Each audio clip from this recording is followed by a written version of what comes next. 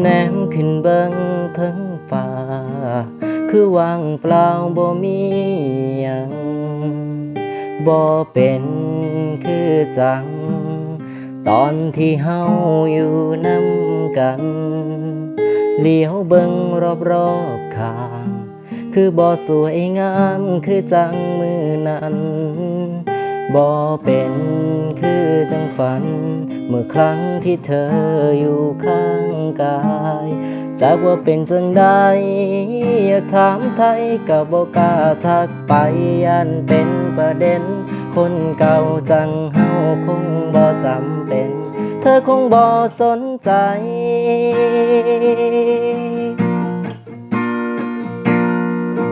หน้าหนาวปีนี้เธอบ่อยู่บ่ฮู้สิกอดไผอากาศหนาวบ่ได้เฮ็ดให้คนตาย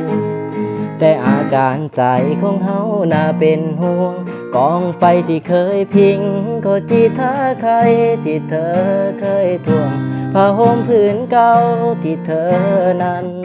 ห่วงกลับมาห่มมันใหม่แล้วถอดไว้คือถอดใจได้บ่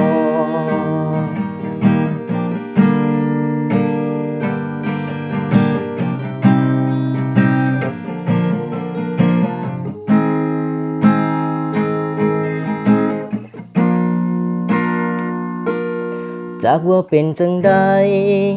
อยากถามไทยก็บ่กล้าทักไปยันเป็นประเด็น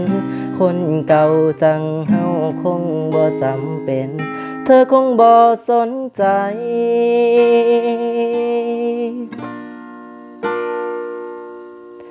หน้าหนาวปีนี้